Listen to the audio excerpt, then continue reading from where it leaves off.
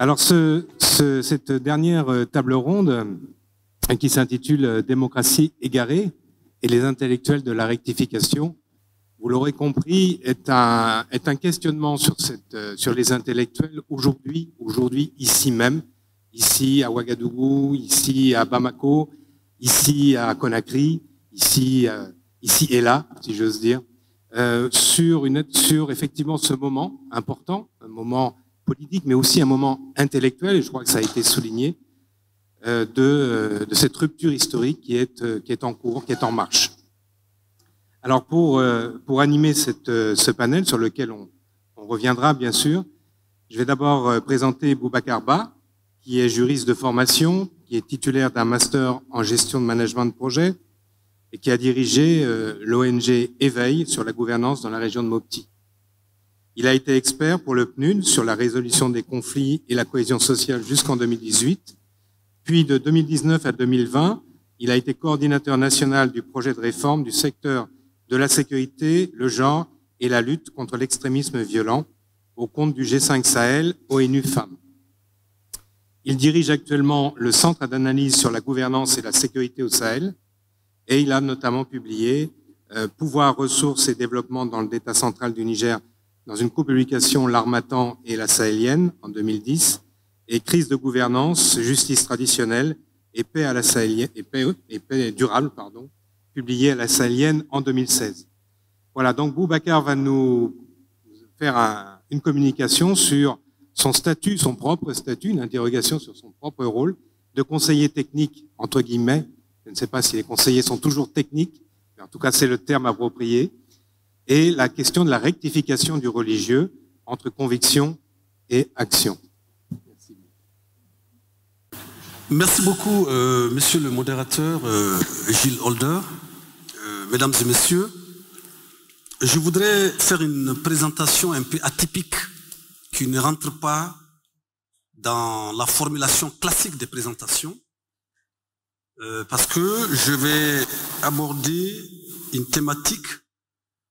On avait parlé de conseiller technique du religieux, mais moi j'ai un peu changé, je parle d'accompagnement technique. C'était pas réellement un travail de conseiller, mais d'accompagnement. Il y a une différence conceptuelle entre conviction et action. Il s'agit de quel religieux? Je vais vous dire clairement, il s'agit de l'imam Mahmoud Dicko. Mon objectif ici n'est pas de clasher, parce que j'ai été accompagnateur, j'ai fait des constats, j'ai posé des actes majeurs, après j'ai rompu. Et vous savez, dans un tel cheminement, il y a toujours quelquefois ce qu'on peut appeler quelque chose de positif, mais aussi de négatif, c'est-à-dire de rupture. Donc soyez informés que cette présentation, elle est faite d'une façon objective.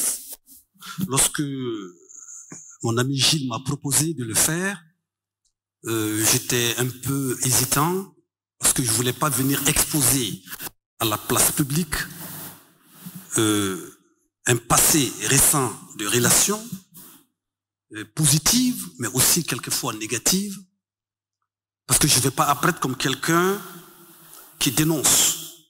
Moi, je vais parler les yeux dans les yeux avec quelqu'un. J'aurais voulu qu'il soit là lui-même aujourd'hui. Mais dans un esprit scientifique, un esprit transparent et objectif, j'ai le devoir, que je le fasse aujourd'hui ou demain, d'expliquer ce qui s'est passé. Parce que j'ai joué un rôle extrêmement important durant cette année auprès de cet homme. Ceux qui le savent, ils n'ont pas grand-chose à dire, mais ceux qui ne le savent pas comprendront un peu quelle est à partir de la thématique de l'intellectuel, de la rectification, j'ai accepté de cheminer avec cet homme. Donc, ma présentation va s'articuler sur 4 points. Un premier point, je vais parler un peu de ma prise de contact avec lui. Depuis quand? Un deuxième point, le processus de nos relations. Un troisième point, ça sera l'observation sur le parcours de l'homme. Et puis un quatrième point sur mon engagement auprès de l'homme et des actes que j'ai posés. Et puis enfin la rupture, une rupture épistémologique.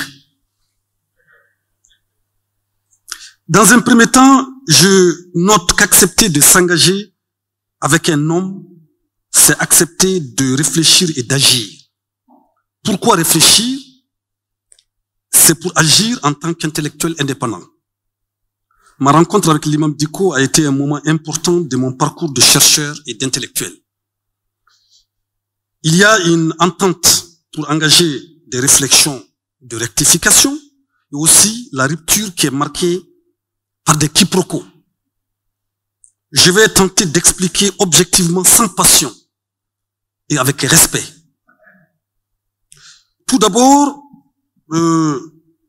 ma présentation va éclairer les intellectuels que vous êtes à un moment déterminant de notre histoire, une série de crises depuis 2012, en 2020, en 2021 et en 2022. Je prends 2012. Crise multidimensionnelle grave dans notre pays, une crise sécuritaire, institutionnelle et humanitaire. 2020, coup d'État contre le régime démocratique. Régime où le président a été élu démocratiquement. Je parle des IBK. 2021, deuxième coup d'État par la junte militaire qui avait fait un premier coup d'État en 2020, qui avait mis en place un système qui s'est clarifié en 2021, et enfin en 2022, c'est une période extrêmement complexe de la vie de notre nation. Vous voyez un peu la situation géopolitique depuis le 11 septembre 2001, avec les événements qui ont eu lieu aux États-Unis, en passant par la Syrie, l'Afghanistan, l'Irak, le printemps arabe et la crise malienne de 2012. Aujourd'hui, nous sommes au summum de cette crise où notre pays est occupé, où des acteurs majeurs ont joué et continuent à jouer un rôle. Mais au tout début, je vais vous citer 2 personnes. Marguerite Yourcenar, qui est une intellectuelle française, académicienne, qui a écrit dans les mémoires d'Adrien, un livre fétiche, qui est recommandé à tous les hommes d'État. Il ne s'agit pas de vaincre, mais de vaincre toujours. Et puis, Hannah Arendt, la brillante sociologue israélienne, qui a écrit « La politique est passion et non compassion ». Je terminerai en conclusion aussi par 2 auteurs. Je parlerai d'Auguste Comte dans la vision du positivisme et de Ibn Khaldoun dans sa pensée sur l'œuvre pionnière, sur ce qu'on appelle la Mukaddima, qui se traduit par les prolegomènes, et la théorie de Al-Asabiyya. S'il vous plaît, à l'entame du processus avec l'imam Dicko, la première étape, c'est la prise de contact avec lui en mars 2011, au cours d'un symposium organisé à Bamako, et avec un projet qui s'appelle Programme de gouvernance et de la sécurité, qui dirigeait le ministre Zeni Moulaye, qui m'a recruté comme expert national de ce projet sur le dialogue et la paix au Mali. Donc, on avait organisé un symposium où j'avais invité l'imam Dicko pour venir faire une présentation de son rôle en tant que président du Haut Conseil islamique sur l'apaisement et la cohésion sociale. En 2011 que j'ai pris connaissance avec ce monsieur, j'ai gardé des relations de 2011 à 2021-22 et j'ai observé l'homme. Et j'ai remarqué qu'il a un référentiel islamique extrêmement important. dans le monde islamique et dans le monde arabe. Il a parcouru, je crois qu'il a été enseignant, il a été formé dans les écoles en Arabie Saoudite. Il a fait, en tout cas, le courant, ce qu'on appelle salafiste et wahhabite. Il a aussi passé un peu par l'école des frères musulmans d'Égypte et puis en Mauritanie avec l'école de Ben Beya. Je notais rapidement qu'il a eu un parcours ici avec la MIPI, dans les années 80. Le Haut Conseil islamique, il a dirigé pendant 12 ans, 13 ans. Et puis, récemment, avec le mouvement M5, que vous connaissez, qui est arrivé à bout du régime de IBK. Il a été un acteur majeur comme autorité morale. Et je retiens toujours dans son parcours la mission de bons offices qu'il a organisée dans le delta central du Niger et la boucle du Niger, processus soutenu par l'ancien Premier ministre, M. Abdoulaye Idrissa Maïga, en 2017, mais avec des résultats mitigés. Je ne vais pas rentrer dans les détails, mais vous savez tous un peu que cette mission a été arrêtée par feu le Premier ministre Soumeilou Boubèye Maïga dès qu'il est arrivé à la primature en 2018.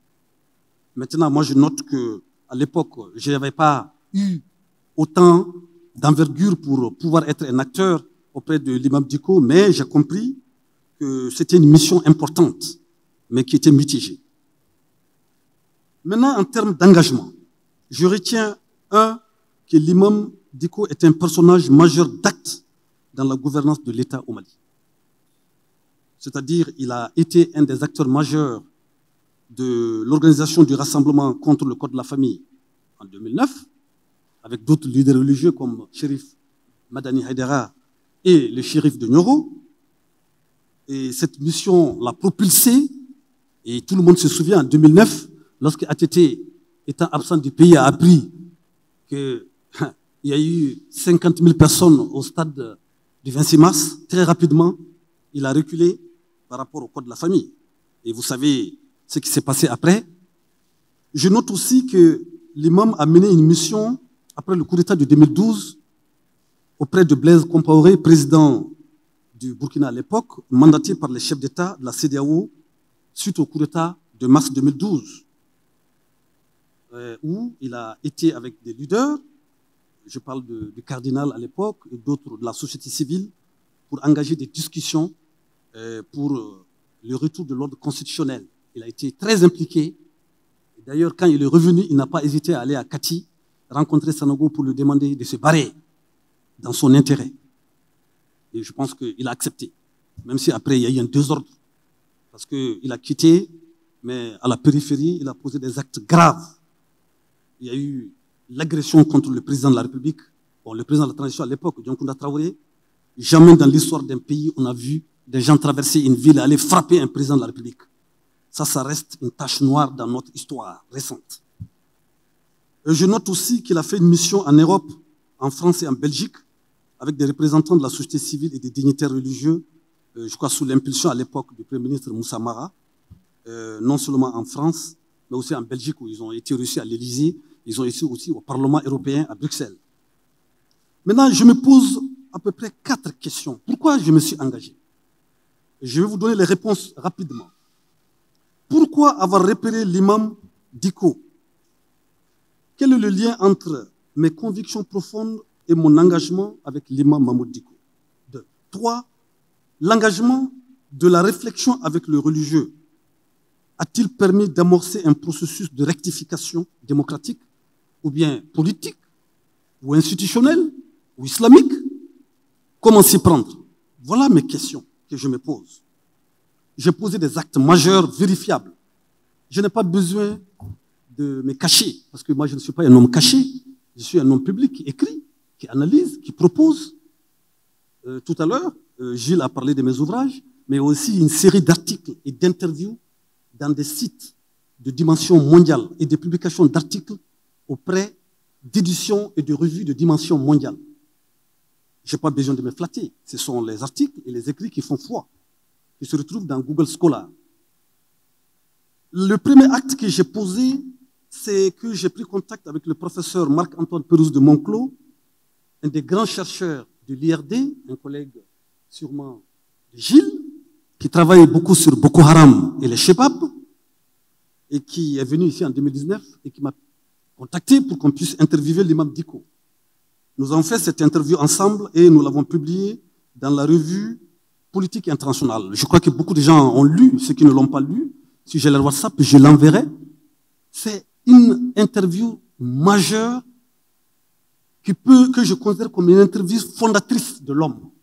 Dans le numéro de Politique Internationale, numéro 167, pour être clair, de printemps 2020. Ce numéro, je l'ai par WhatsApp. Il est extrêmement important de le lire pour comprendre sa vision du Mali, sa vision de la démocratie, sa vision de la justice et les actes qu'il a posés depuis plusieurs années jusqu'en 2020. Après, je l'ai accompagné dans la rédaction du manifeste de l'imam Mahmoud Dicko. Je suis le rédacteur du manifeste, pour ceux qui ne le savent pas. C'est moi, Boubacar Ba, qui ai rédigé le manifeste de 2021 pour le compte de l'imam Mahmoud Dicko. Je l'ai dit aujourd'hui publiquement. Ce n'est pas pour sortir du bois, comme on le dit, mais c'est pour montrer à la face des Maliens qu'en suivant cet homme, moi je voulais poser des actes fondateurs. Parce qu'à l'époque, il avait quitté le Haut Conseil islamique, il avait créé la CEMAS, que vous connaissez, et moi je l'avais conseillé de créer un centre pour la paix et la cohésion sociale au Mali et au Sahel. Mais pour le faire, je l'ai suggéré de préparer un manifeste de rupture épistémologique. Ce manifeste aussi, il est connu. Pour ceux qui ne l'ont pas vu, je peux les envoyer. Mais il a été diffusé largement dans la presse et commenté dans le monde entier. Et jusqu'à présent, les gens se posent, qui est le rédacteur de ce manifeste? Je ne l'ai jamais assumé parce que je l'ai fait avec un homme que je respecte. C'est lui qui porte le manifeste, ce n'est pas moi. Moi, je ne suis qu'un passeur pour lui. Mais vous savez, dans l'histoire, les grands événements historiques se reconnaissent et toujours ressortent dans le temps. Ça va dans tout ce qui se passe dans le monde, depuis la Grèce antique jusqu'à ce jour. Donc, ce manifeste était un moment important. Et aussi, je l'ai accompagné à la mise en place de son centre, qui s'appelle Centre de l'imam Mahmoud Dicko pour la paix et le vivre ensemble dans le Sahel, qui a été lancé officiellement, je crois bien, le 1er avril, si je ne me trompe pas, 2021, devant le Premier ministre Mokhtar Ouad. C'est là où je suis sorti devant le monde entier pour me présenter comme étant le coordinateur scientifique des centres. Il y a beaucoup de gens qui se sont interrogés pourquoi Boubacar Ba sort aujourd'hui pour aller avec l'imam Dicko. Et je l'ai accompagné par une interview que j'ai publiée dans le site Monde Afrique le lendemain, que beaucoup de gens ont lu sans réclamer. J'ai expliqué la stratégie du centre et j'ai expliqué aussi pourquoi je l'ai aidé à créer, à faire le manifeste. Et après, je l'ai accompagné à la mise en place de ce centre en avril 2021. Et puis, je l'ai accompagné aussi à l'organisation de la rencontre du Collège des leaders religieux. En août 2021, une rencontre a été organisée chez l'imam, chez M. Chérif Ousmane Madani Haïdara à Sébinikoro. C'est Boubacar Ba qui a initié cette rencontre en demandant à Dicko d'échanger avec le shérif Madani Haïdara. Il m'a autorisé à aller le voir, j'ai été le voir. Je l'ai rencontré à 22h avec un de ses collègues qui s'appelle Moufa Haïdara, connu. Je lui ai dit deux choses. J'ai dit, monsieur Haïdara, c'est ma première fois de venir vous voir. Je vous offre un livre pour vous marquer ma confiance. Deuxièmement, je vais vous dire une chose. Je souhaiterais que vous et l'imam Dicko vous parliez. Que vous essayiez de comprendre la situation. Et je pense qu'il a compris mon message, il a donné son accord. Et au moment où j'étais en train de réfléchir sur une rencontre entre les deux hommes, M. Moussa Mara est venu me voir dans le bureau que j'avais au niveau de Dicko. On me donne 2 minutes. Je suis presque à la fin, mais je vais lui demander au moins 2 minutes supplémentaires pour que je puisse le boucler. Moussa Mara, le premier ministre Moussa Mara est venu me voir pour me demander si il a appris que je préparais une rencontre entre l'imam Dicko et Haïdara. Est-ce que je pouvais l'élargir aux autres leaders religieux, tels que le cardinal et d'autres? J'avais dit que c'était une très bonne idée, je l'ai suggéré à Dicko. Et après, l'imam Dicko et moi, on a été voir le cardinal métropolitain, M. Jean Zerbo, et on a été ensemble aussi voir le le prêtre, c'est-à-dire le chef de l'église protestante, M. Nou Ag Infa Yatara.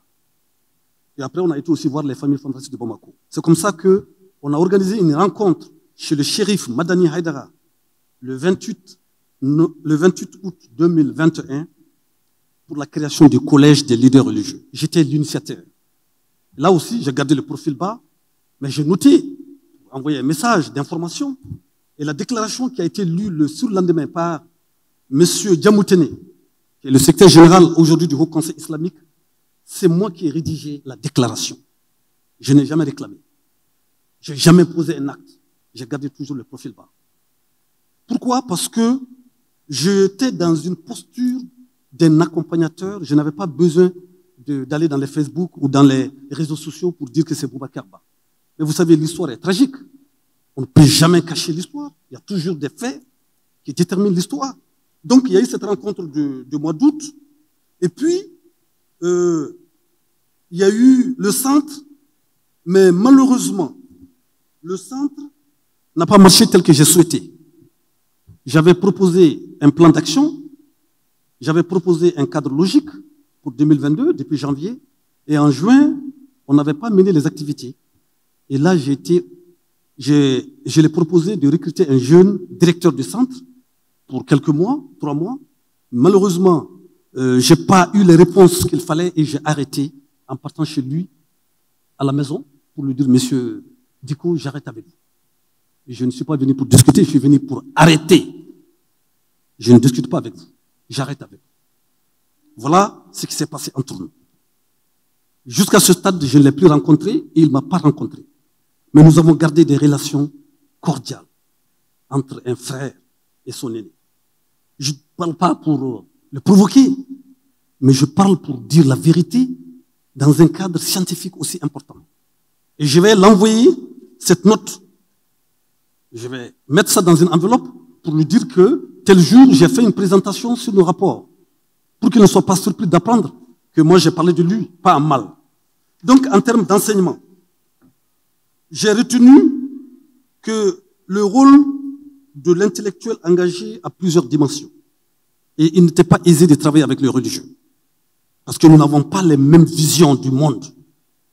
Quelqu'un qui a été formé à l'école d'Ibn Taymiyyah depuis le XIIIe siècle, l'arabo-turc. Quelqu'un qui a été formé à l'école de Mohamed Ibn Abdul Wahhab, un des fondateurs de l'Arabie saoudite moderne.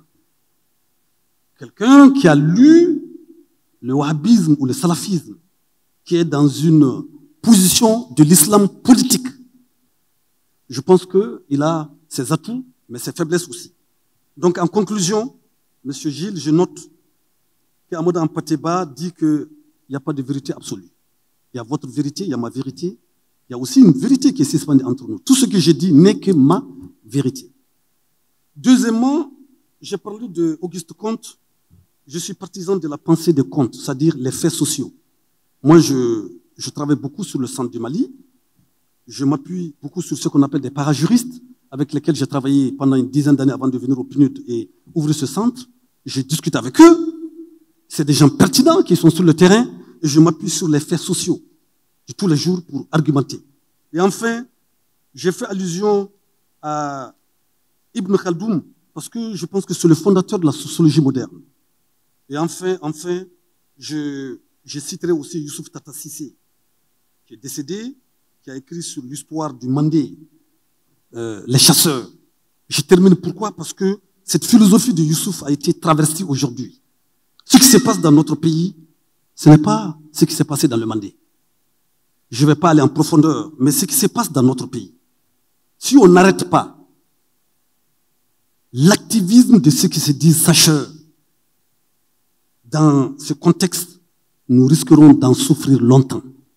Je ne dis pas ça pour défendre quelqu'un d'autre, mais je le dis parce que ce qu'on appelle les chasseurs, ça a une valeur, ça s'appuie sur des valeurs historiques. Ce n'est pas un conglomérat de gens qui partent attaquer, tuer ou tuer. Donc voilà un peu quelques idées, quelques réflexions que je voulais partager avec vous. Je reste disponible pour les débats et les échanges. Je vous remercie.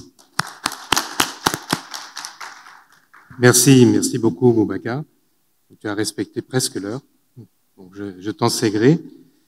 Avant de passer la parole à mon collègue Brema, donc si je résume un peu la pensée, mais peut-être qu'il faudra l'approfondir dans le débat, tu as parlé tout à l'heure de vision du Mali et de la démocratie de Mahmoud Dicko.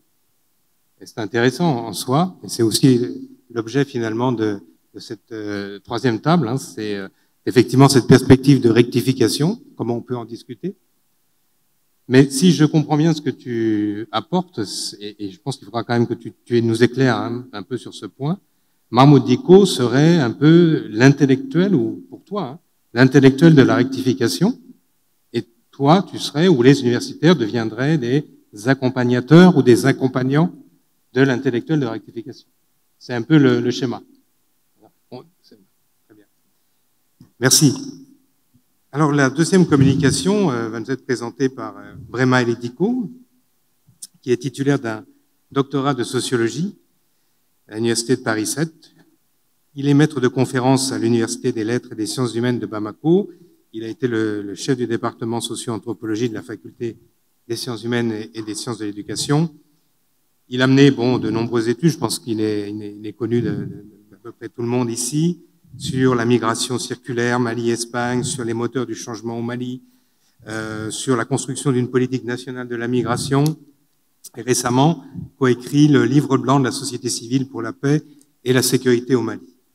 Enfin, et c'est à ce titre en réalité que nous l'avons convié à cette table ronde, il a été conseiller technique auprès du Premier ministre Mokhtar Ouane, et il est actuellement membre de la commission de rédaction de la nouvelle Constitution. Donc, Brema, je vais te laisser la parole. Tu vas nous présenter une communication qui s'intitule « L'universitaire comme conseiller technique de la rectification » ou comment œuvrer pour le changement en temps de crise. Bien, merci Gilles pour la parole. Bonsoir à tous. Je voudrais commencer par remercier Gilles et au micro, je l'éteins. Okay. Gilles et Fatoumata pour l'invitation. Lorsqu'il m'a parlé de ce forum, je me disais bien, mais qu'est-ce que je vais bien pouvoir dire parce que, vous savez, on mène beaucoup d'actions sans pour autant se réfléchir un peu sur les conséquences et les implications. Et j'ai aussi conscience qu'il est 17 heures et que c'est seulement ma communication qui est entre vous et vos domiciles. Donc, je tâcherai d'être le plus bref possible. Donc, trois petits points. Donc, je commencerai par quelques remarques préliminaires. Un second point, donc, parler de ma fonction de conseiller au niveau de la primature. Et aussi, un troisième point, donc, sur la réflexion. Qu'est-ce que tout cela, en fait, dénote. Sur le premier point, ce que j'avais envie de dire, c'est que les universitaires ou les intellectuels, entre guillemets, travaillent avec le pouvoir, ce n'est pas nouveau, c'est juste le contexte qui change. Donc, il n'y a rien de nouveau. En vérité, c'est une pratique très courante dans tous les gouvernements et dans toutes les assemblées. De 1960 à maintenant, on a toujours eu des universitaires, des intellectuels qui ont travaillé avec les autorités politiques ou dans les partis politiques et eux-mêmes ont créé des partis politiques dirigés, sont devenus conseillers. Et c'est une bonne chose. Donc, c'est bien que ceux qui sont sachants, entre guillemets, puissent tant soit peu contribuer, en tout cas, à éclairer les décisions publiques. Donc, de ce point de vue, je ne m'en veux pas. Alors, pourquoi finalement, donc en termes de remarques préliminaires aussi, qu'est-ce que j'ai fait et qui peut-être finalement a fait qu'on m'a fait appel à un moment donné parce que je ne suis pas venu de moi-même. Ibrahima Maïga est là pour peut-être témoigner parce qu'il a été nommé conseiller spécial avant moi. Bien avant, moi je travaillais sur les questions d'immigration, donc j'ai fait une thèse sur la migration malienne, sur le double espace d'origine et d'immigration, et ensuite sur des questions de sécurité, notamment les régions du centre.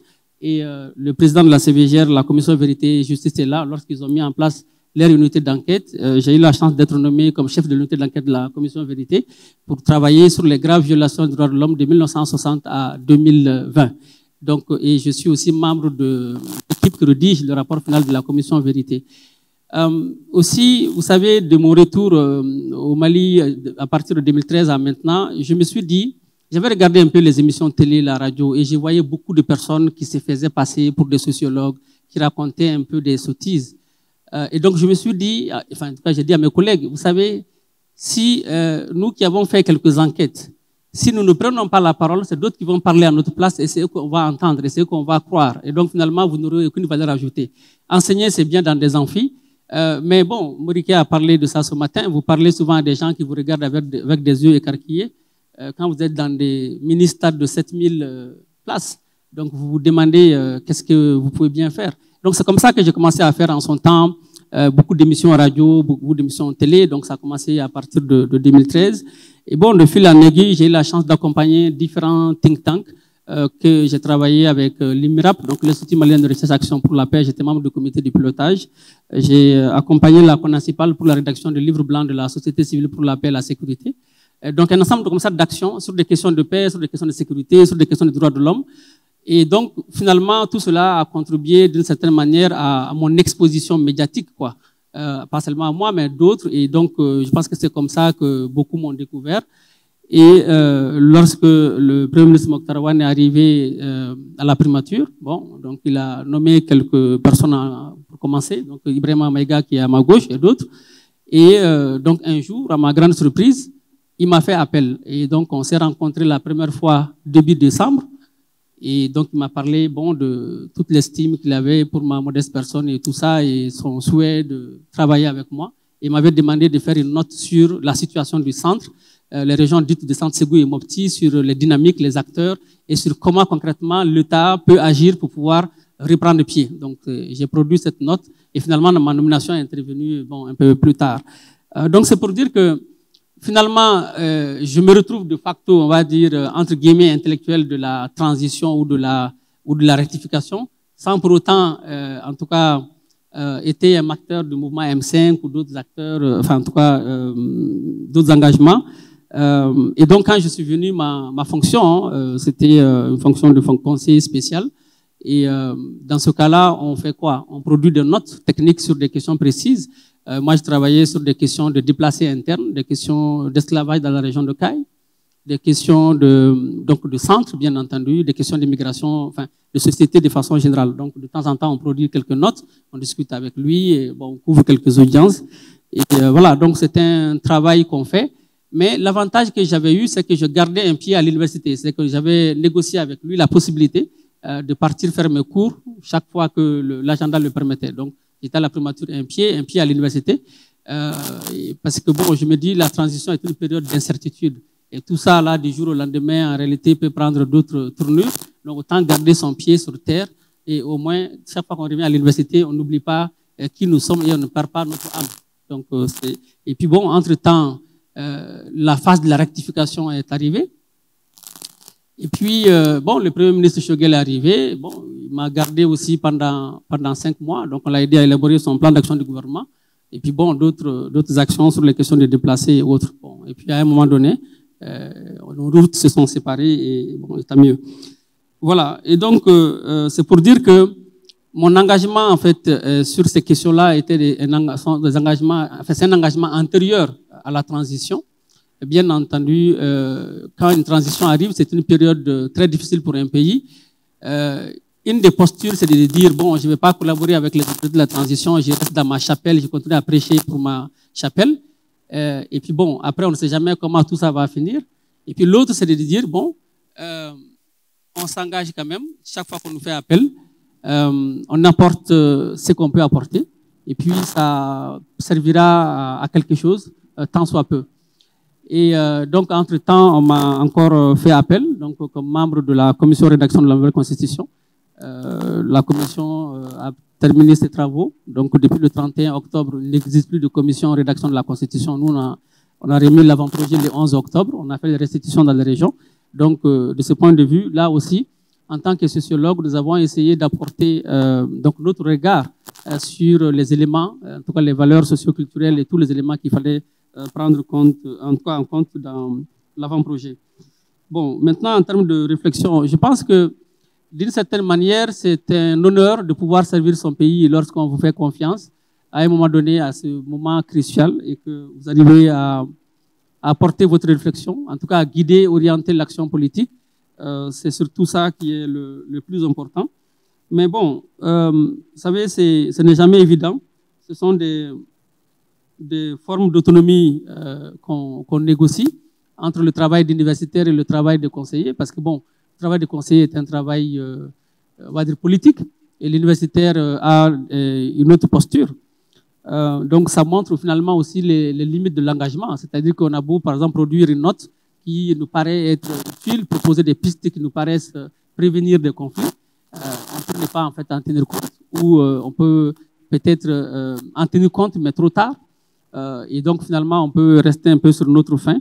Mais quoi qu'il en soit, pour moi, il s'agissait d'un engagement nécessaire pour guider tant soit peu l'action publique. Parce que je ne suis pas de ceux qui aiment pleurnicher dans leur coin, qui critiquent à tout bout de champ, mais qui ne proposent jamais, ou du moins n'ont jamais en fait l'audace d'essayer de participer à quoi que ce soit. Ils adorent critiquer. On est beaucoup champions dans ça. Lorsqu'il s'agit de mettre un peu la main en fait dans les pattes, beaucoup réchignent à faire cela. Voilà, donc je préfère, je pense, m'arrêter là et s'il y a des questions, répondre, parce qu'on dit quand vous prenez la parole, ayez pitié de celui qui vous écoute. Et je ne vais pas abuser de votre gentillesse. Merci. Merci. Donc l'exposé était bref, donc donnera plus de temps à la discussion, bref, mais concis, et avec deux, trois remarques que je pourrais lancer pour le débat qui va suivre, y compris en incluant le questionnement que j'ai posé tout à l'heure à Boubacar Ba. Alors, on peut dire que d'une certaine manière, tu es quasiment un professionnel du conseil technique ou de l'accompagnement technique, s'il ne faut pas utiliser le mot conseil, puisque tu as cumulé quand même beaucoup de postes de conseiller, ou spécial ou pas spécial. Mais en tout cas, voilà, tu connais bien ce monde-là. Alors, l'argument que tu as amené, c'est un argument intéressant, mais je pense que c'est aussi quelque chose qui peut être partagé par Boubacar, c'est si je ne vais pas mettre mes savoirs que je crois justes et désintéressés, d'autres vertueux, d'autres moins vertueux le feront à ma place. Je pense que ça pose question, c'est un argument logique, mais ça pose question de la nature finalement de l'engagement ou de l'action que tu vas mener. C'est une action que tu fais en dépit. Si jamais j'y vais pas, qui va y aller? Ce qui revient à... Ou bien c'est une action délibérée, choisie librement, et là c'est une autre posture. Ensuite, tu as aussi, j'ai souligné au passage, et ça s'adresse aussi à Boubacar, cette remarque, aider, mettre ses savoirs à la disposition de l'action politique, mais sans nécessairement penser le faire pour un tel ou, j'allais dire, pour un régime particulier. Finalement, c'est mon pays que je sers, c'est ça que tu veux dire. Alors, est-ce que ça pose question? Est-ce que ça ne doit pas poser question, justement?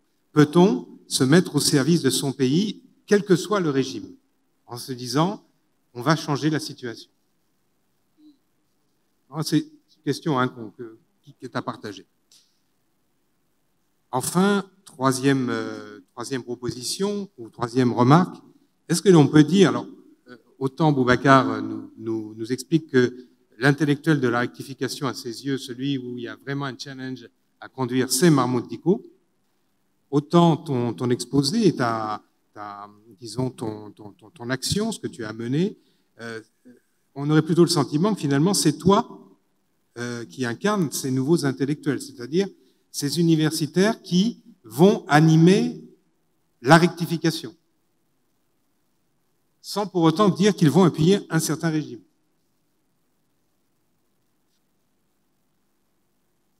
Très bien. Merci. Donc, on va commencer par le professeur Ousmane Sy, si vous voulez bien donner le micro. Voilà, merci. Merci Gilles.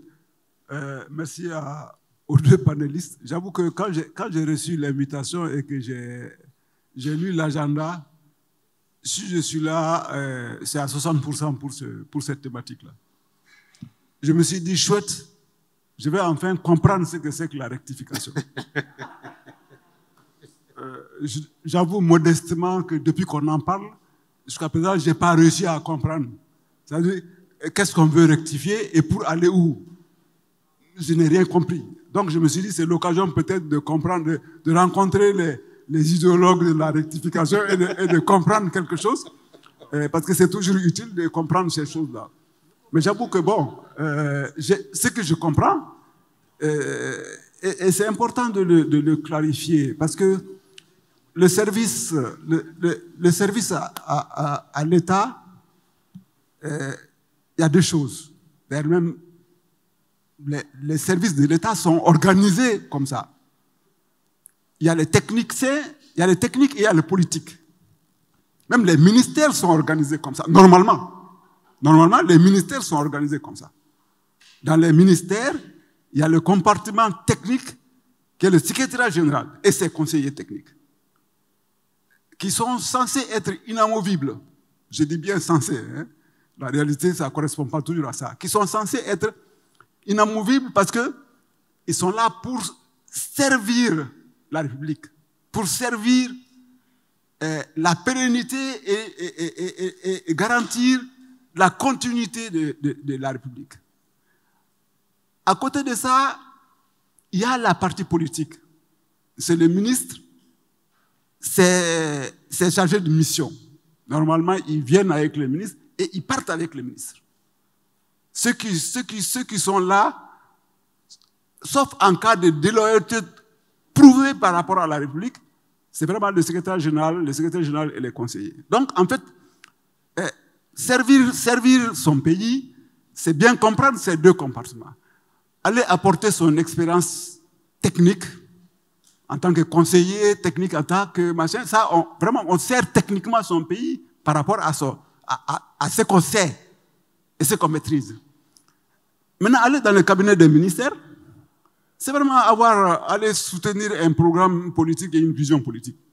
C'est ça qui fait la différence entre l'équipe politique et l'équipe technique dans un ministère. Bon, moi je pense qu'aujourd'hui,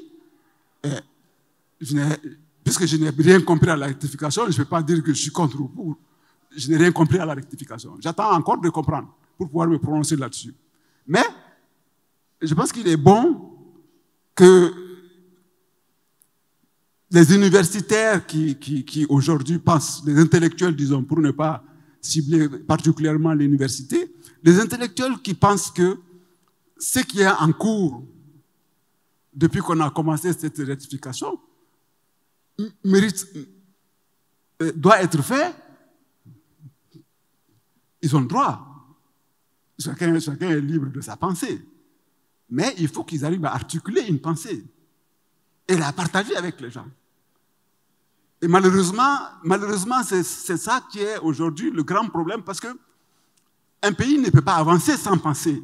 Or, j'ai l'impression que nous sommes dans une errance aujourd'hui, ça c'est mon point de vue personnel, nous sommes dans une errance qui n'est pas guidée par une pensée. D'où toute la question de quelle est l'alternative à ce qu'on veut changer. Quelle est l'alternative? Moi, j'avoue que pour le moment, je ne vois pas une alternative. Est-ce que l'alternative, c'est de revenir au Mali de Modibo Keïta? Est-ce que l'alternative, c'est revenir au Mali de Moussa Traoré? Je ne sais pas, je ne comprends pas. Et malheureusement, bon, on sort de ce débat sans que je puisse comprendre quelque chose toujours, mais c'est toujours utile d'en discuter. Merci beaucoup. Merci. Merci, monsieur le ministre. Désolé, on n'a pas pu répondre à votre question. Pour revenir à l'imam Dicko, parler de l'imam Dicko et parler de la rectification, moi, ça me bouleverse. Parce que dans ma culture, j'ai toujours appris à séparer dans un régime laïque consacré par la Constitution, la religion et de la gouvernance démocratique. Maintenant, dans un État islamique, sans constitution, et qui ne dispose de constitution que du Coran el-Kérim, oui, là je peux comprendre une rectification sur la base du Tawhid, sur la base de la Sunna. Mais associer un imam de type wahhabite, orthodoxe, sunnite, parfois inflexible, à la rectification politique que connaît mon pays, ce n'est pas un vilebrequin. Ce n'est pas un vilebrequin. On n'est pas dans un vocabulaire automobile et mobile. Non. Vous savez ce que les rectifications ont eu à faire. Je prends l'exemple sur mon pays, l'un de mes pays ouest-africains, le Burkina Faso. Mais Blaise Compaoré, il est venu pour rectifier. La rectification a fait du mauvais chemin. Il a été sorti par le peuple à travers un coup d'État et aujourd'hui, il est en exil. Donc moi, les rectifications, pour moi, c'est du frélaté. Maintenant, un coup d'État militaire assumé, à visage découvert, par des gens qui ont estimé que le Mali va mal, il faut prendre le pouvoir de le gérer, il faut les accompagner. Je l'ai dit parce que moi, j'accompagne l'état du Mali, l'état physique du Mali, l'état géographique du Mali, l'état territorial du Mali. Mon encadreur est gourou. Samba Diallo fait partie de mes gourous, mais le premier c'est Modibo Keïta, paix à son âme, l'ancien premier ministre. Il me dit, Zidane, il faut toujours accompagner l'État et soutenir la République. Parce qu'il me dit, la République, elle est étranglée par les coups d'État. Les constitutions sont étranglées et violées. Mais on ne peut pas étrangler ni effacer à la gomme l'état physique du Mali, l'état territorial. Modibo Keïta, paix à votre âme, je vous renvoie à la considération, à titre posthume. Merci.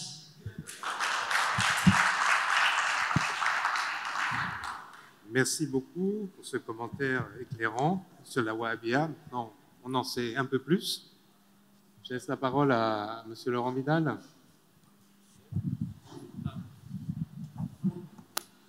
Oui, merci. Et tout d'abord, félicitations pour cette initiative, pour cette journée, pour ces débats. Et je crois que l'IRD sera toujours heureux d'appuyer j'allais dire ces parenthèses enchantées, ben je le dis, dans une actualité qui parfois prend des directions un peu inattendues. Et en tout cas, la place au débat, la place à la réflexion des intellectuels sur les intellectuels, je pense que ça peut être que bienvenu. Alors moi, en fait, j'avais une question qui s'adresse finalement aux deux panélistes, puisque, bon, globalement, vous êtes dans une position a posteriori. Hein. Je raconte mon expérience. Et de façon assez naturelle, assez classique, c'est pas une critique, vous avez mis l'accent quasi exclusivement sur pourquoi j'ai accepté. Et éventuellement, comment je m'en suis sorti. Tu parlais de rupture épistémologique. Par contre, on a relativement peu d'informations sur pourquoi il a été fait appel à vous. Hein. Alors, évidemment, c'est compliqué, parce que, mais on peut supposer que vous avez posé la question aux personnes qui vous ont sollicité. Et là, je vois un peu spontanément trois registres, mais peut-être que ce ne sont pas les bons et qu'il y en a d'autres. C'est peut-être pour fonder empiriquement des idées déjà là chez le décideur politique qui fait appel à vous. Peut-être aussi, il faut le dire, être une forme de caution intellectuelle. Ou peut-être aussi pour suggérer des idées que l'homme politique qui fait appel à vous n'aurait pas. Est-ce que vous vous êtes posé cette question de pourquoi il a fait appel à vous? Est-ce que c'est dans ce registre-là de réponse que vous avez des éléments ou d'autres? Voilà, c'est une question qui s'adresse éventuellement à vous deux. Merci. Merci, M. Vidal. Les questions sont posées, notées. Seydou Keïta. Je remercie vraiment les deux présentateurs. Bon, beaucoup de mes préoccupations ont déjà été prises en compte par mes prédécesseurs. Seulement, j'ai quelques questionnements par rapport à la rectification.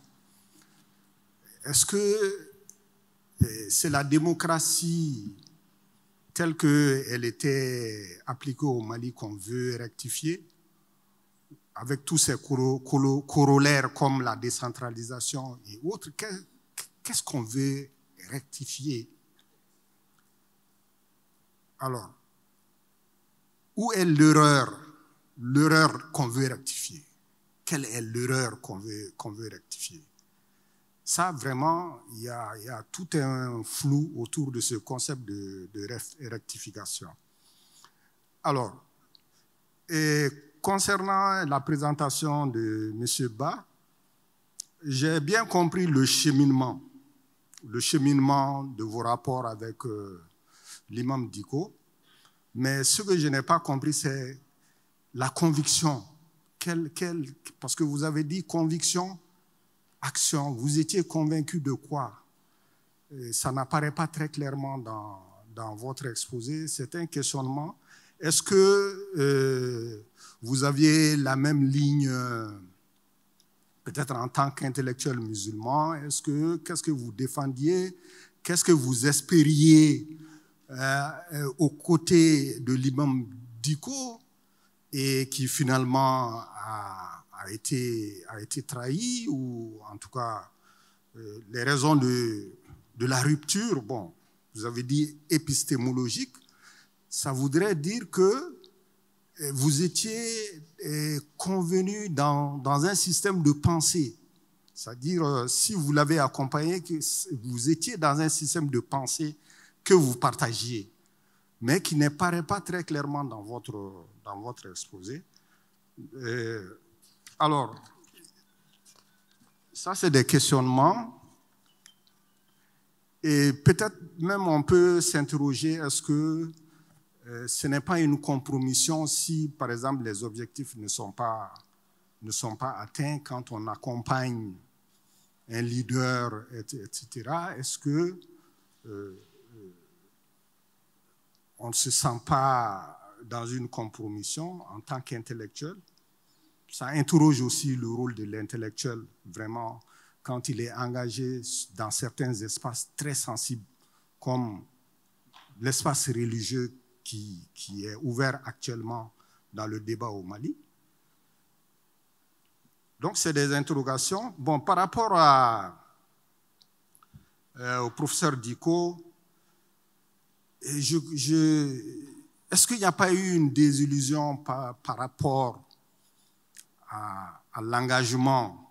Parce que une fois qu'on est universitaire et qu'on vient dans l'administration publique, alors on vient avec un espoir. Peut-être que l'expertise va peser dans l'action publique.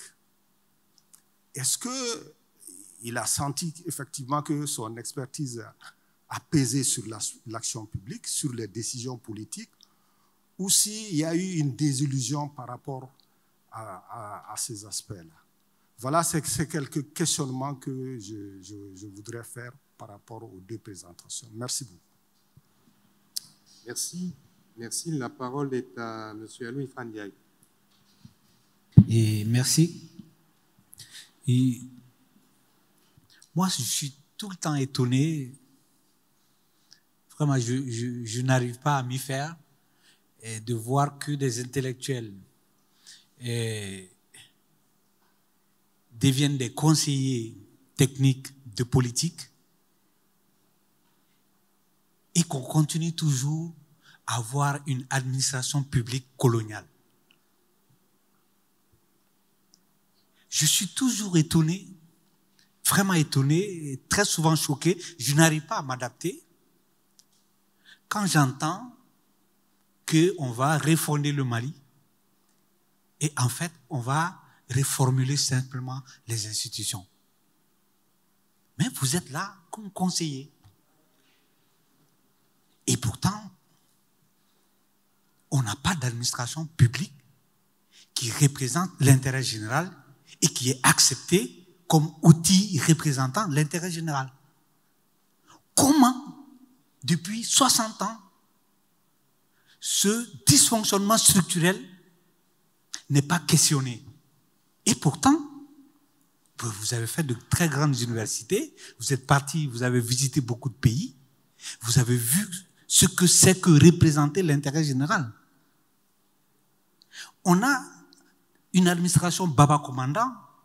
Je vous invite à lire ma page Facebook. J'ai même fait une publication là-dessus aujourd'hui. Mais on continue. On continue à taper sur le mur. On revient. On remet de nouveaux Baba Commandant encore pire qu'avant. Et pourtant, vous intégrez le cabinet. Mais qu'est-ce qui se passe? Est-ce qu'on vous anesthésise quand vous entrez là-bas? Bon, c'est ma question.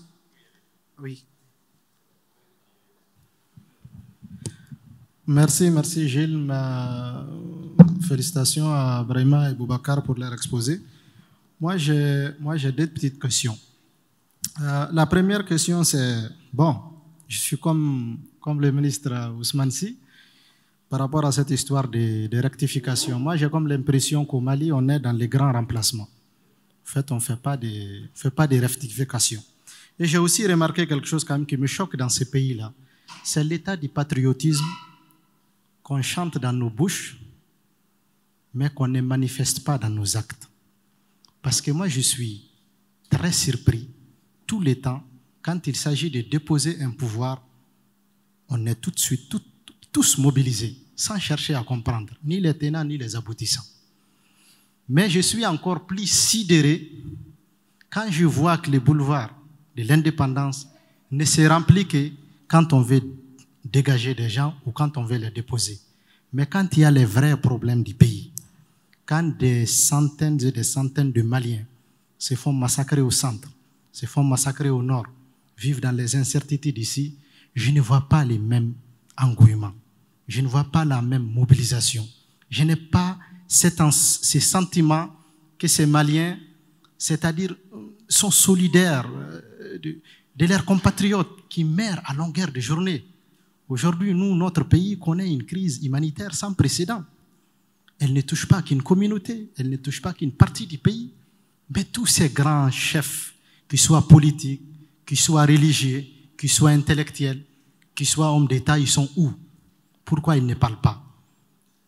Pourquoi c'est quand on veut juste déposer un pouvoir qu'on va au boulevard de l'indépendance? Pourquoi on ne va pas là-bas pour dénoncer les vrais maux qui touchent nos populations et notre société? Ce patriotisme-là, c'est comme ça qu'il doit s'expliquer. Donc, vous qui avez côtoyé, pour Boubacar qui a côtoyé un homme religieux qui est très coloré politiquement, qui pèse sur la scène politique, en tout cas au Mali aujourd'hui, c'est quoi sa vision par rapport à ça? Est-ce que c'est juste les grands remplacements ou la course au pouvoir qui motive les gens, ou bien c'est réellement les maux de la société que nos concitoyens vivent à longueur de journée qui motivent tous ces milliers de citoyens à aller sur ce boulevard de l'indépendance? La même question aussi, je la pose aussi à Brahima, qui a un moment côtoyé quand même les différents chefs de gouvernement qui nous ont conduits ces dernières années. Ma dernière question, c'est par rapport à la vision, c'est-à-dire, c'est quoi la vision même que nous avons pour notre pays aujourd'hui? Parce que moi, j'ai comme l'impression qu'on n'est que dans la restauration. On veut restaurer les Mali de Modibo Keïta, les Mali de Moussa Traoré, les Mali de Amadou Toumani Touré, les Mali de Alpha Oumar Konaré, les Mali de Ibrahim Boubacar Keïta. Mais si tous ces régimes avaient marché, est-ce qu'aujourd'hui, nous serons dans cette situation? Si réellement on avait trouvé l'équilibre, qu'on avait réglé cette équation qui permet à tous les citoyens maliens de vivre normalement et que leurs droits élémentaires et fondamentaux soient respectés, est-ce qu'aujourd'hui on serait dans cette situation dans laquelle nous sommes, qui nous oblige chaque jour à inventer des nouveaux vocabulaires? Parfois c'est rectification, parfois c'est restauration, parfois c'est refondation, parfois c'est souveraineté, mais le mal, il est toujours là. Il n'a pas changé. Il n'a pas changé. Donc finalement, c'est quoi la vision que nous avons par rapport à notre pays? Parce que ce qu'il y a une réalité aujourd'hui, c'est qu'on ne peut plus gouverner le Mali comme on l'a gouverné il y a 60 ans ou 72 ans. C'est fini. Celui qui n'a pas compris ça, il n'a rien compris. Celui qui n'a pas compris ça, il n'est pas avec nos sociétés, il n'est pas avec l'évolution de ces pays. Il ne voit pas les dynamiques qui se créent à longueur de journée. Aujourd'hui, on ne peut plus gouverner le Mali à partir de Bamako. C'est juste impossible. Impossible. Il faut qu'on ait une nouvelle forme de gouvernance qui va permettre aux Maliens de se retrouver partout où ils sont, dans leur territoire, avec une administration libre de proximité, qui prend au quotidien leurs problèmes, leurs soucis, leurs manquements, qui répond à leurs droits élémentaires et fondamentaux. On ne peut pas les faire à partir de Bamako. Nous, on est à 1600 km de Bamako. S'il nous faut un petit truc administratif, il faut qu'on quitte Ménaka avec toute l'insécurité qu'il y a sur la route, les nord d'abord, ensuite les centres pour arriver ici. Vous voyez ce que ça fait? C'est juste pas possible aujourd'hui. C'est quoi notre vision pour ces pays? Il faut qu'on en parle réellement, que les gens prennent la parole, qu'on parle des vrais problèmes du pays, qu'on arrête de faire du remplacement, qu'on arrête de faire de la restauration, qu'on arrête de se battre que pour le pouvoir. Mais il faut avoir un territoire et un peuple à gouverner avant de se battre pour les diriger. Je vous remercie.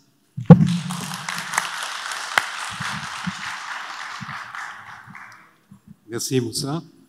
Professeur Samba Diallo, vous avez demandé la parole.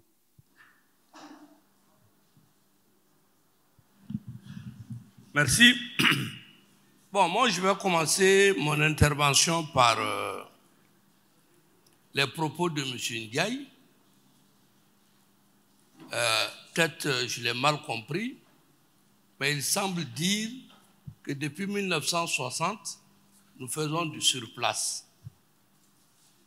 Je voudrais dire que c'est non. Moi, j'ai assuré pendant longtemps un cours à l'université intitulé Décentralisation, et je leur dis, la décentralisation, c'est une œuvre de refondation de l'État et de réorganisation territoriale. C'est ce que nous avons tenté avec la décentralisation, qu'elle a été mal comprise, d'ailleurs, elle s'est heurtée à des hostilités, notamment l'ancienne administration qui n'en voulait pas du tout.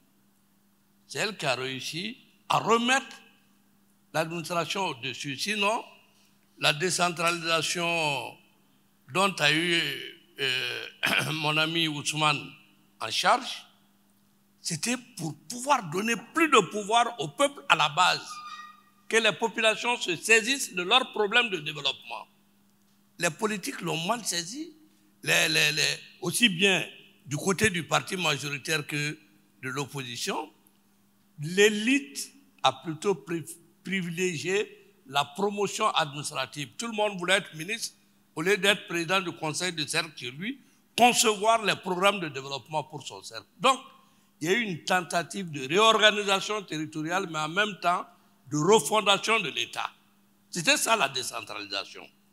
Donc là, je voudrais que nous pouvons encore débattre la question, mais c'était essentiel. C'est une des réformes majeures que notre pays a connues ces 40-50 dernières années.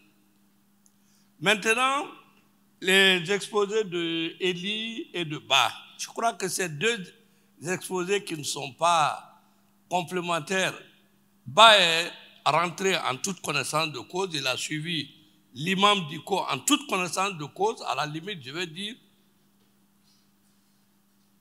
il a fait une action politique. Il a un mentor, il a cru en celui-là, il s'est engagé à ses côtés. Bon, M. Diko a fait comme beaucoup d'intellectuels le font. Je vais essayer. Mais entre nous, Ousmane l'a dit, je crois qu'il n'est pas seul, je suis comme lui. Moi, je n'ai pas compris ce que c'est que la rectification jusqu'à présent. Si on me demande de conseiller la rectification, je ne sais pas ce que je vais leur dire. Mais par contre, moi, je suis un démocrate, signataire de la lettre ouverte envoyée à Moussa Traoré. Et je savais ce que je voulais quand on lui envoyait cette lettre ouverte-là. Nous voulions le multipartisme, la démocratie, la liberté d'association, de culte, etc. Une remise en cause de cela, moi, je ne peux pas adhérer à ça. Ce n'est pas possible.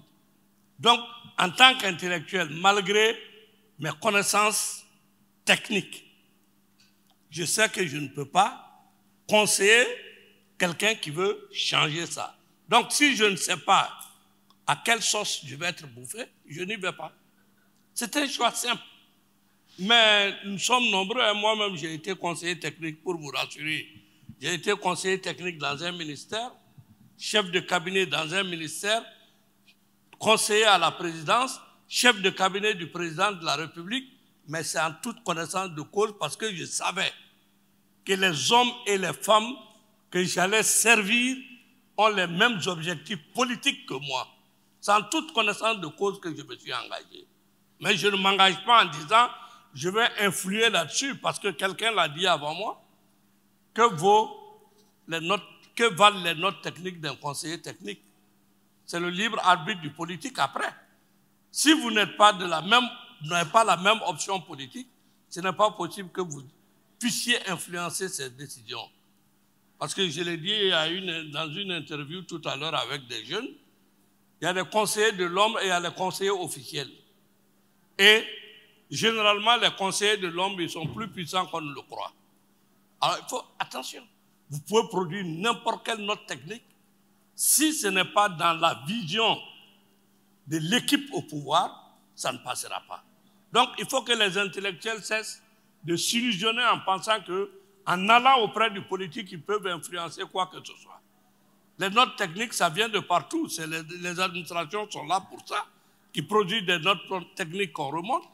Mais faisons attention. Quand moi, en tout cas, je dis politiquement, quand je ne suis pas d'accord avec un choix politique, je ne conseille pas cette personne-là. Parce que je sais que je ne peux pas influer sur ses prises de décision. Voilà donc, et quelqu'un a posé la question, peut-être que vous nous aiderez à comprendre. Vous êtes vous aussi allé à une rupture. C'est vous qui avez rompu ou on a rompu parce que vous dérangiez. Ça, c'est des questions que nous pouvons nous poser. C'est-à-dire que là, vous avez essayé de conseiller, mais vous vous êtes vite aperçu que vous ne pouvez pas conseiller ces personnes-là.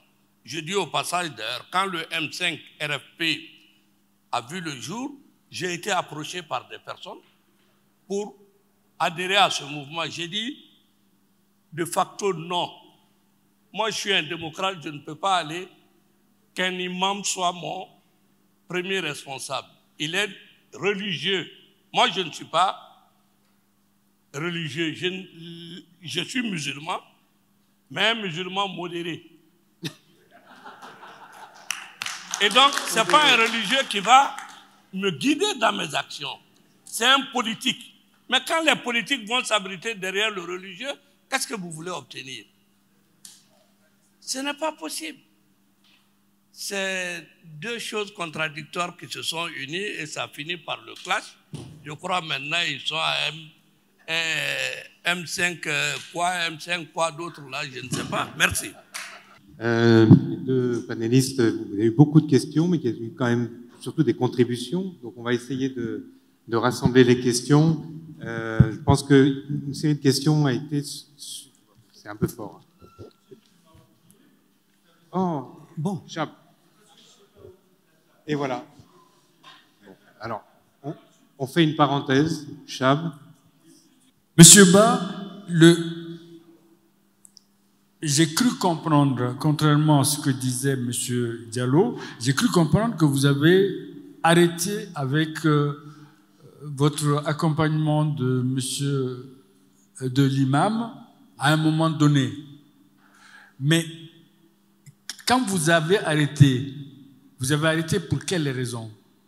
Parce que, est-ce que c'est parce que vous étiez plus d'accord avec lui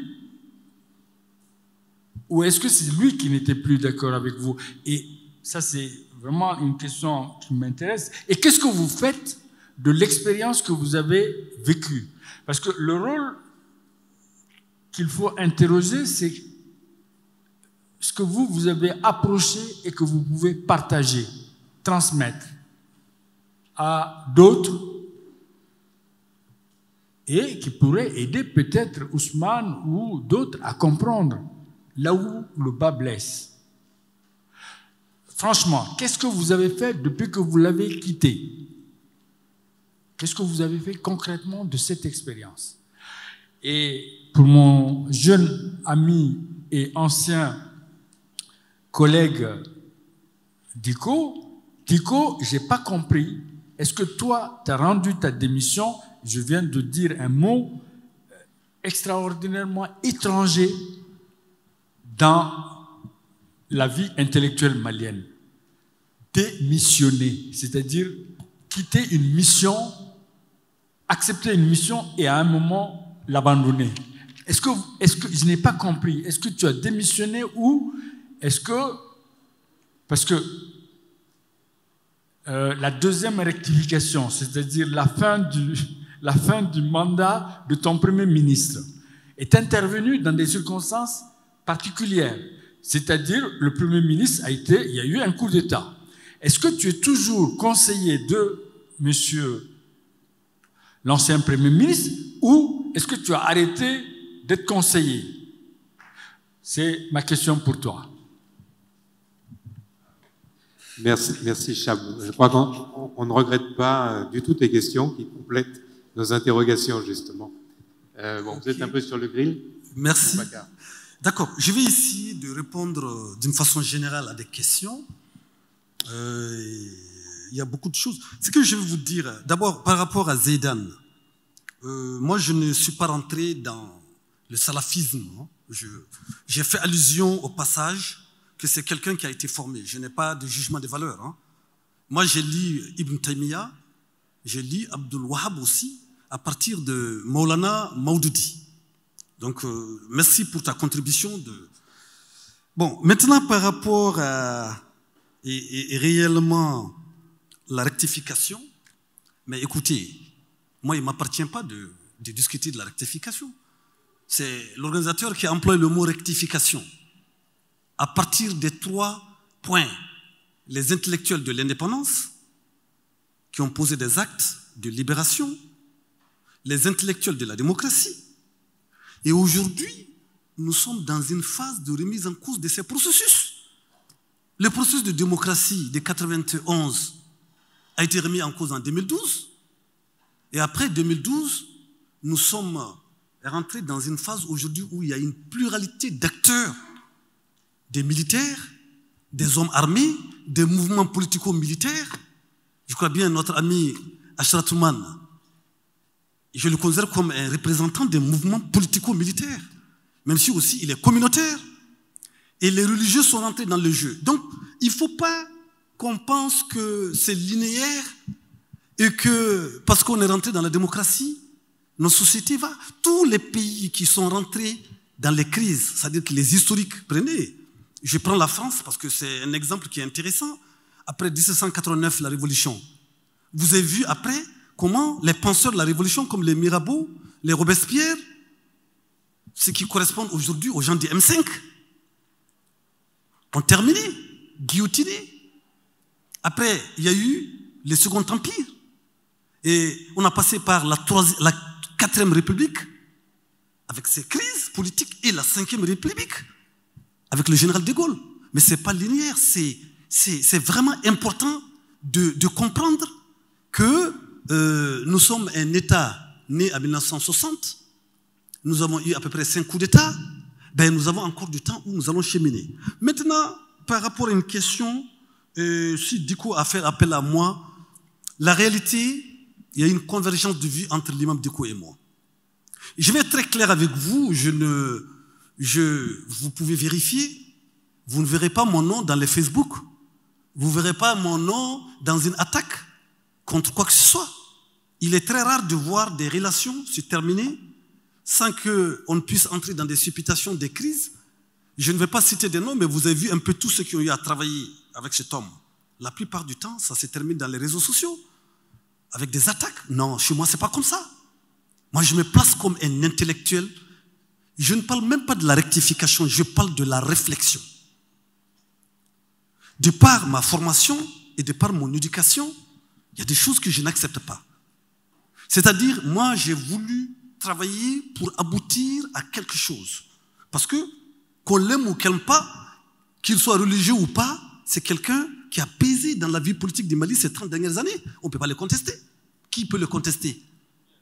Il a pesé parce qu'il avait un objectif. Il est arrivé même jusqu'à peser sur le coup d'État de 2020. Qui n'a pas vu ces grandes marches géantes à la place de la Liberté? Et l'armée est venue parachever. Mais maintenant, le problème qui se pose entre les acteurs de 2020, je parle des acteurs politiques, des acteurs de la société civile et des acteurs religieux, c'est ce conglomérat qui a constitué le M5. Vous savez, lorsqu'on n'a pas clarifié les relations dès le départ avec un objectif de gestion du pouvoir, lorsque le pouvoir il passe à la main entre des hommes qui ne sont pas du même bord que vous, vous avez vu la rupture que ça a donné. Je retourne dans ma mosquée et c'est d'autres hommes qui sont venus. Donc il a fallu du temps après le deuxième coup d'État pour qu'on ait un peu plus de clarté dans le choix des hommes. Donc ça veut dire quoi? Moi je pense qu'il ne faut pas qu'on essaie de penser que tout ce qui se fait, c'est les autres. Il y en a dans la salle, il y en a qui ont participé à des activités, qui ont été déçus. Madame Rouketou, lorsque vous dites, excusez, je ne m'attaque pas, que vous êtes retourné dans vos affaires, c'est parce que vous avez été peut-être déçus que vous êtes retourné dans vos affaires. En 2012, vous étiez au cœur aussi de la transition du général Sanogo. On a entendu vos positions, on vous a vu, vous avez été déçus. Maintenant, si vous retournez à votre pharmacopée, bravo, c'est excellent. Ça veut dire quoi? Ça veut dire que chacun de nous, personne, tout le monde fait une erreur. C'est-à-dire que le poète mystique indien, Rabindranath Tagore, a dit que lorsque vous refusez l'erreur, toute erreur, c'est-à-dire que vous refusez toute erreur, elle va rester à la fenêtre. Ça veut dire quoi par rapport aux autres questions? Mais le cheminement avec l'imam Dicko m'a permis de comprendre quelle est la réalité des actions politiques. Parce que j'ai discuté avec lui pendant des heures, on avait des moments où on s'est briefé. Mais ce que je vais vous dire, vous pouvez le vérifier, et je suis clair là-dessus, vous ne verrez pas mon nom dans Facebook, vous verrez nulle part que j'ai posé un acte contre ce pays. C'est-à-dire, même être cité dans un acte, je défie, on ne le verra pas. Pourquoi? Parce que moi, je l'ai dit dès le départ, je travaille sur le centre qu'il a créé. Je ne suis pas à la CEMAS, je ne suis pas dans une action, un centre de paix et de cohésion sociale au Sahel. C'est pertinent. On ne peut pas refuser à un homme de poser un acte. J'ai travaillé pour qu'il ait le récépissé, j'ai travaillé pour qu'il ait le plan d'action. La rupture, c'est qu'au moment où moi j'ai élaboré le plan d'activité, le plan d'action clair entre janvier et décembre, après 6 mois, on n'a pas posé aucun acte. Et là, je me suis dit, moi, j'ai des objectifs dans ma vie, je sais là où je pose. Donc, même si je l'ai aidé à organiser des choses, mon objectif principal, c'était le centre. Ceux qui le savent, ils savent très bien que Boubacar Ba travaillait comme coordinateur scientifique du centre. Et quand j'ai compris qu'on n'avait pas la même vision du centre, peut-être qu'il n'était pas pressé, il avait d'autres idées, et moi j'avais un objectif pour des résultats du centre. J'ai dit, on stop. C'est tout, c'est simple. Voilà un peu ce qui s'est passé. Il n'y a pas d'autres idées derrière, il n'y a rien. Et j'ai retenu des leçons. Les leçons, c'est quoi? C'est que, de par ma position de chercheur indépendant, j'ai pu comprendre comment fonctionne aujourd'hui la société malienne. Les non-dits de la société malienne. Beaucoup de gens partent cet homme la nuit, des hommes qu'on ne peut même pas soupçonner, pour aller comprendre, aller demander, aller chercher à savoir, aller être positionné. J'ai compris.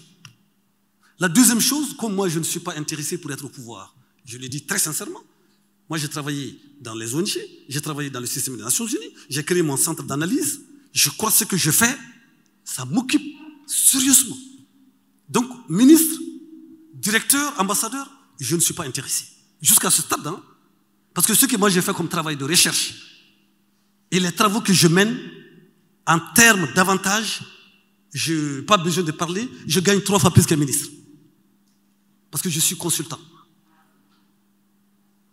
Je termine en disant que souvent, on peut aller avec un homme. Ce n'est pas la recherche du gain. Si c'était le cas, vous allez voir dans les réseaux sociaux Boubacar Ba Dicko. Vous ne le verrez pas. Pas du tout. J'invite à regarder, vous ne verrez pas mon nom. Parce que je ne me compromets pas. J'accepte le débat d'idées, j'accepte la réflexion dans l'intérêt du Mali. C'est pour cela que je l'ai réuni avec Dicko, le cardinal Jean Zerbo, le pasteur. J'ai préparé la rencontre, j'ai élaboré le document qui a été récupéré même peut-être par certains, mais l'histoire retiendra que c'est-à-dire ça a été fait pour que des religieux pluriels se penchent sur le Mali. Ça, c'est un acte fondateur. La deuxième chose, le centre en lui-même, c'était un acte fondateur parce que ça lui permettait, après son départ du Haut Conseil islamique, de s'occuper. Mais vous savez, lorsque vous discutez avec quelqu'un, moi je suis cartésien, le cogito cogitatum. Le cogito, d'accord, mais le cogito cogitatum, je termine. En tant que cartésien, j'ai des visions, des principes, je ne sors pas, je ne suis jamais sorti. Donc je termine en disant que le religieux, il a un rôle comme les autres. Et vous avez vu dans notre pays depuis 1991, la poussée des religieux. Et même la dernière rencontre contre l'action blessure-matoire, vous avez vu en un temps, ils ont pu mobiliser les gens.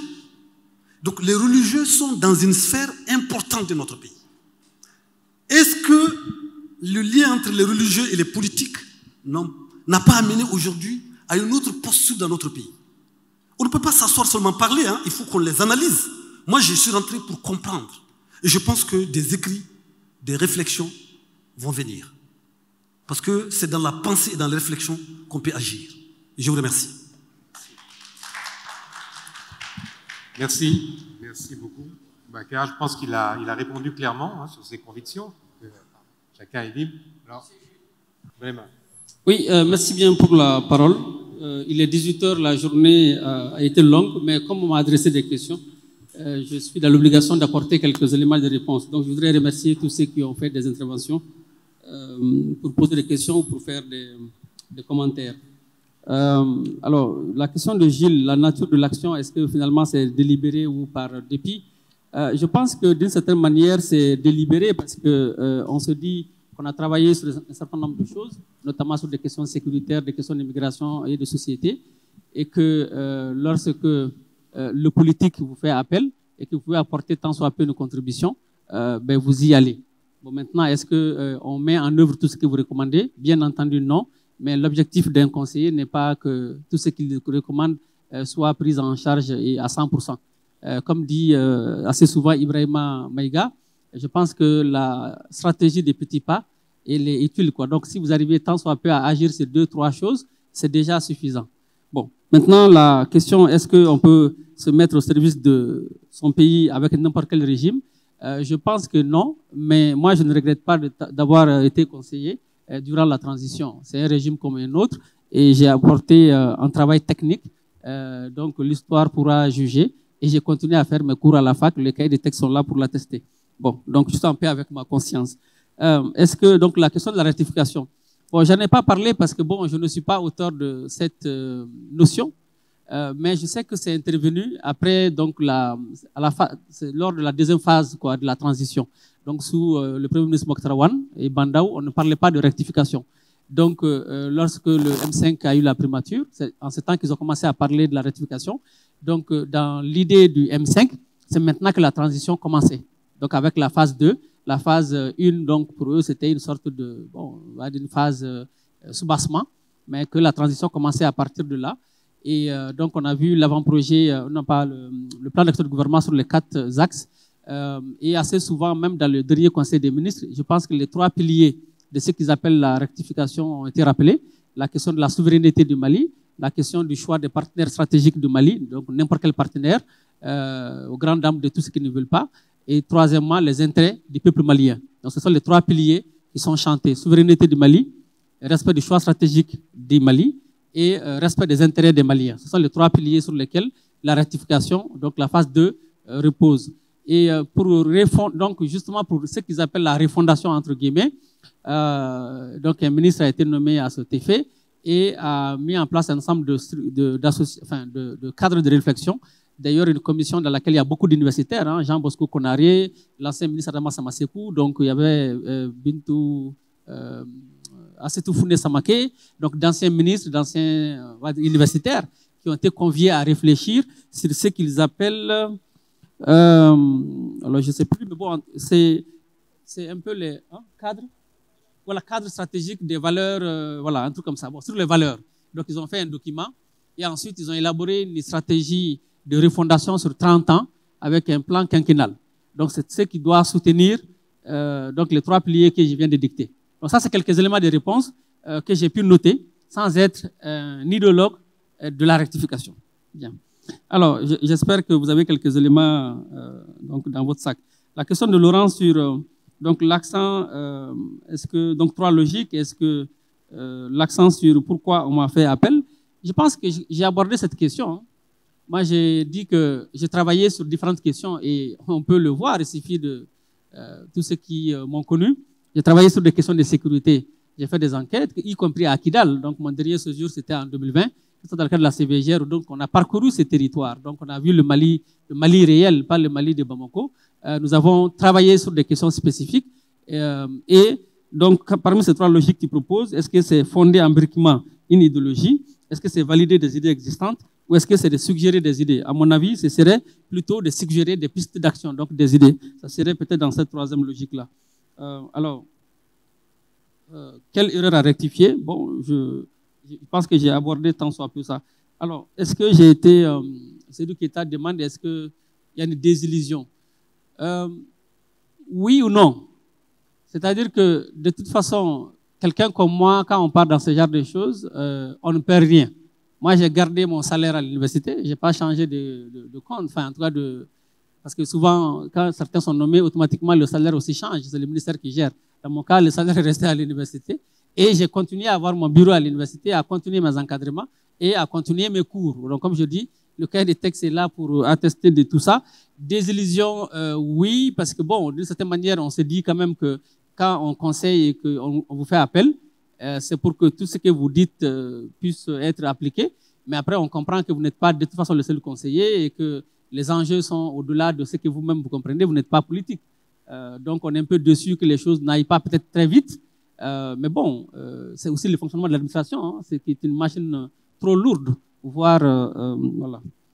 Alors, la question de Aliou Nifrandiaï, donc l'administration qui est restée la même, le professeur Samba Diallo a répondu un temps soit peu à ça. Donc, qui est du rôle de l'intellectuel? Vous savez, l'intellectuel, ce n'est pas le décideur. On demande votre avis, on vous demande à la limite des notes sur des questions, vous donnez. Dans certains cas, on prend en compte cela, dans d'autres cas, non, mais il ne faut pas penser que vous allez changer une machine telle que la bureaucratie en un seul jour. Hein. Il y a toujours des intellectuels, mais sur des questions spécifiques, on peut avoir des avancées. Mais sur comment l'administration elle-même fonctionne, c'est un ensemble d'éléments, il faut du temps aussi pour que cela change. Il n'y a pas de baguette magique. Une dernière, peut-être la question de... Ah oui, donc du professeur Samba, sur...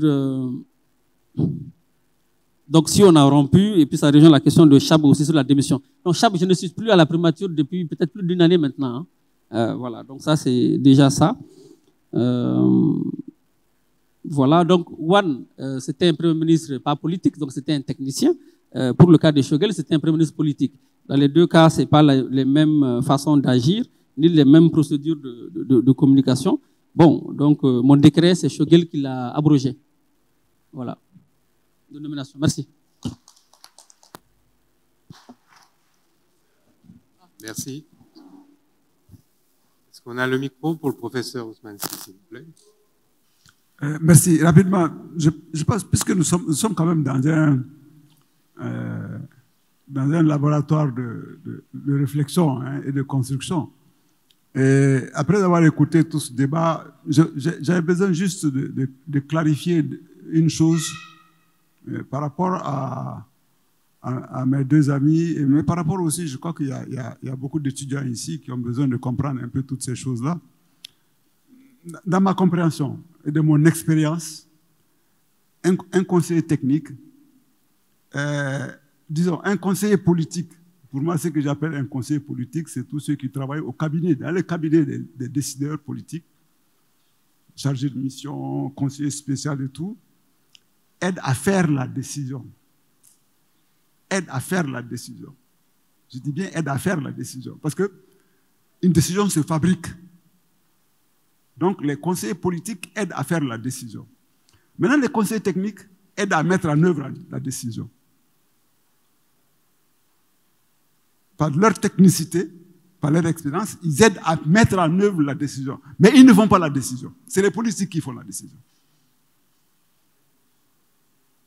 Vraiment, je voulais faire cette clarification pour qu'on sorte des confusions, parce qu'il y a tellement de confusion dans ce domaine. Bien sûr, corollaire, je fais partie de la génération qui ne croit pas au ministre technique ou au premier ministre technique. Ça n'existe pas. Pour moi, ça aussi, c'est de la confusion. Quand on est ministre, quand on est premier ministre, on conçoit une politique, on la met en œuvre. On peut pas... ministre technicien, pour moi, je ne crois pas. Je n'ai jamais cru à ça. Parce qu'un ministre est là pour mettre en œuvre une mission. D'ailleurs, c'est pour ça, nous, à notre époque, quand on te demande de devenir ministre, on te précise ta mission. La première question qu'on pose, quelle est ma mission? Donc, on est en mission politique. C'est les conseillers techniques et les secrétaires généraux qui, eux, font la technique. Ils aident à mettre en œuvre. Merci. Merci beaucoup. Un éclairage important, effectivement, in fine, qui d'ailleurs interroge aussi la question de la rectification. Est-ce technique ou est-ce politique, finalement? Bon. Est-ce que les personnes dans le public une personne voudrait prendre la parole? Organisateur, au nom du directeur de l'IACH, Institut des sciences humaines, que je représente ici. J'ai une seule question à M. Ba. Est-ce que vous pensez que l'imam Mahmoud Dicko il y avait un espoir dans son leadership ici au Mali? Ça, c'est un. Deux, lorsque vous avez démissionné, est-ce que vous avez mentionné les causes de votre démission? Parce que vous avez dit que vous êtes venu, ouais, mais vous ne voulez pas discuter, seulement vous arrêtez. Mais est-ce que vous l'avez mentionné, les causes de votre démission? Merci. J'ai compris que vous ne m'avez vraiment pas écouté. J'ai dit, je l'ai répété, j'ai dit que le centre qu'il a créé, j'étais un des initiateurs de ce centre. Je l'ai dit. J'ai dit qu'en janvier, j'ai préparé un plan d'action, vous n'avez pas écouté, et un programme d'activité. En juin, on n'avait pas mis en œuvre ce travail. Je voyage, je suis un chercheur, j'ai beaucoup de choses. J'ai même aidé à ce qu'il y ait un directeur du centre, un jeune, qui, je n'ai pas parlé de ça, je ne voulais pas rentrer dans ces détails, pour 3 mois, pour faire les documents et trouver des financements. C'est tout, je l'ai expliqué. Mais si vous pensez que je vais aller rentrer dans certains détails, je ne le ferai pas. Voilà. Bon, maintenant, l'autre collègue, si vous pensez que moi je vais aller parler de Dicko, il est ceci ou cela, je ne le ferai pas. Je ne le ferai pas. Parce que ça ne m'intéresse pas. Moi, c'est un travail scientifique. Et le monde entier a vu le manifeste qui a été fait ici. Le monde entier a vu le travail des leaders religieux chez Haïdara en août 2021, le collège des leaders religieux. Le monde entier a vu un peu ces réflexions. Si ça ne va pas, il n'y a pas un problème personnel. Maintenant, il a un espoir pour le pays. Eh bien, écoutez, vous n'avez même pas besoin de me poser cette question. Allez-y le voir. Il est ouvert, il a son centre, et tous les jours, il reçoit des gens là-bas. Moi, j'explique techniquement, scientifiquement ce qui s'est passé. Les problèmes de personnes, les problèmes de jugement, ce n'est pas mon affaire. S'il vous plaît. Merci. Merci à tout le monde. Pour reprendre la phrase d'un philosophe fameux que vous connaissez tous, je ne suis pas d'accord avec ce que tu dis, mais je me battrai pour que tu le dises. Je pense qu'on a tous travaillé à ça aujourd'hui. Et le débat, certainement, va se poursuivre, parce que moi, j'ai toujours pas ma réponse sur la rectification. Et Noam Sarr est parti trop tôt pour qu'il nous en informe. On restera sur notre fin. Merci à tous, à celles et ceux qui sont restés aussi tard. Merci à vous. Et puis, j'espère qu'on se retrouvera pour un prochain forum.